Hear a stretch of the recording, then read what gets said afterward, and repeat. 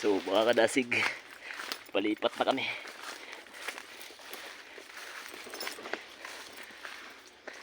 Malapit na kami matapos sa aming gawain. Dala-dala ko yung mga gamit namin, no.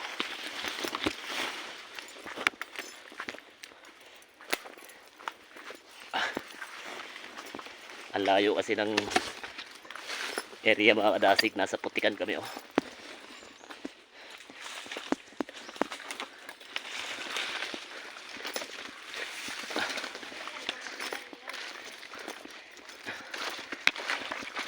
So ayan mga kasama ko, mga kadasig, oh.